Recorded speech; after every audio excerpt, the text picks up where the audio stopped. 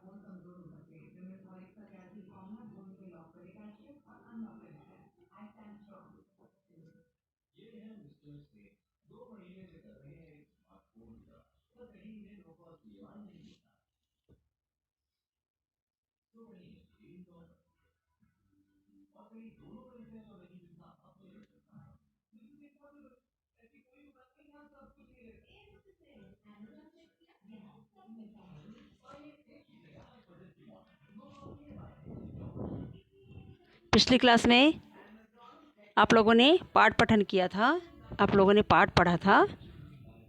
अब ध्यान से आप सुनेंगे कि इस कहानी में क्या कहा बताया गया है। ठीक है। सुंदर श्याम भाटिया की कहानी पर आधारित है। ये जो हम कहानी पढ़ने जा रहे हैं वो सुंदर श्याम भाटिया की कहानी पर आधारित है। आप भी अपने पेरेंट्स के साथ पिकनिक पे गए होंगे घूमने के लिए, अपने स्कूल की तरफ से आप गए होंगे, अपने टीचर के साथ आप गए होंगे। बहुत मज़ा आता है ना पिकनिक में।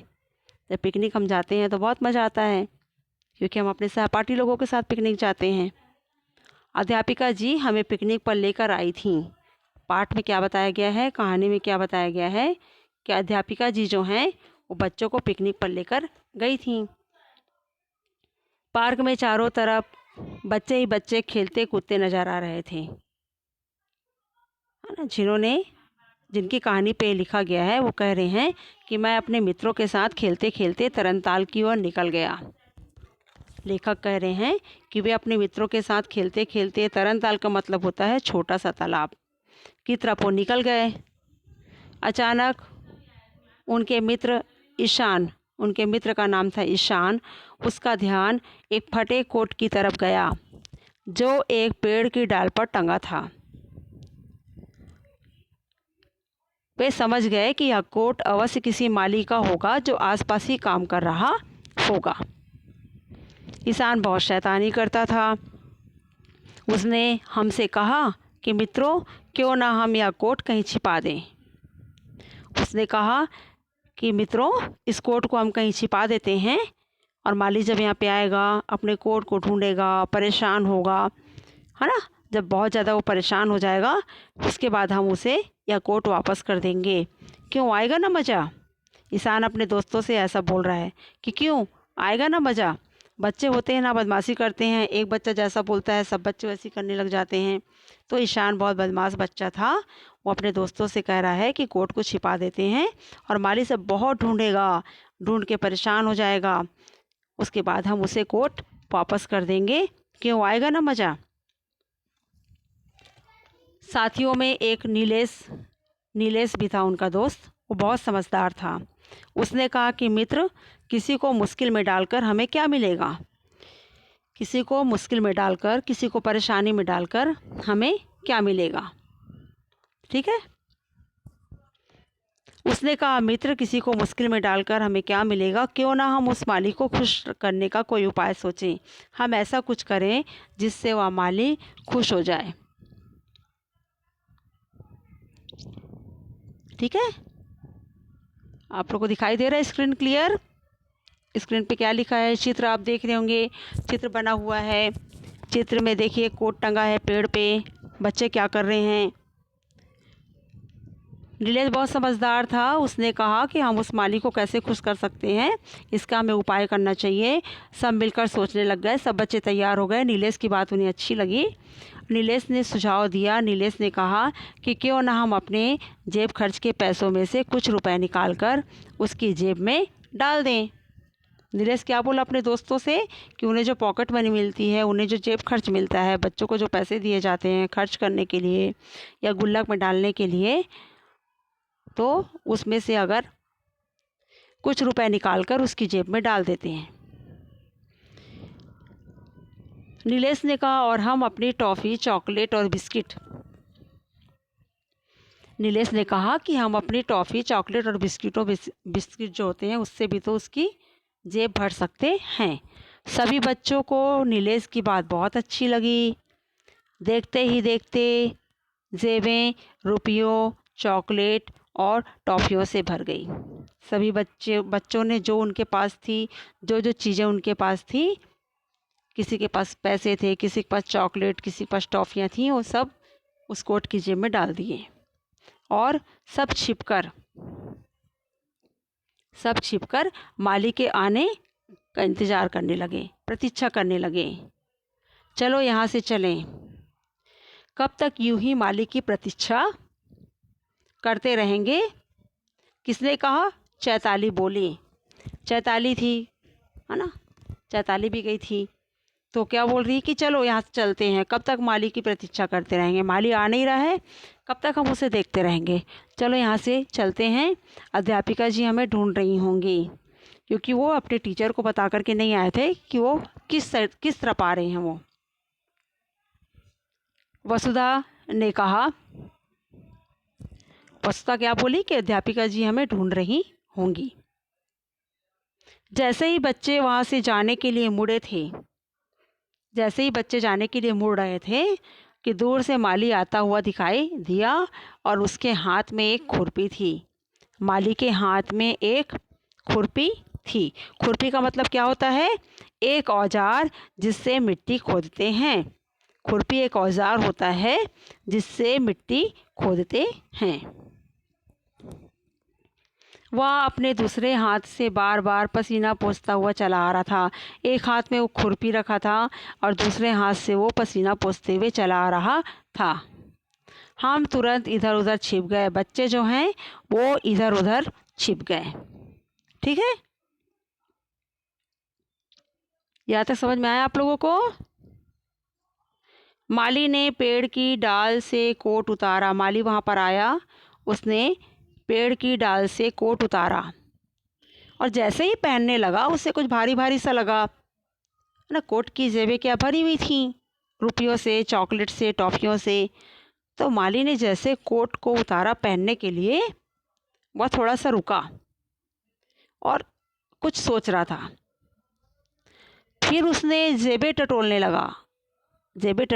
लगा, यानी जेबों में कुछ ढूंढने लगा, हाथ डाल करके टटोलने लगा। अपने कोट की जेबें इस प्रकार भरी देखकर माली इधर उधर देखने लगा। जब उसने जेब टटोला तो जेब से बहुत सारी चीज़ निकल रही हैं।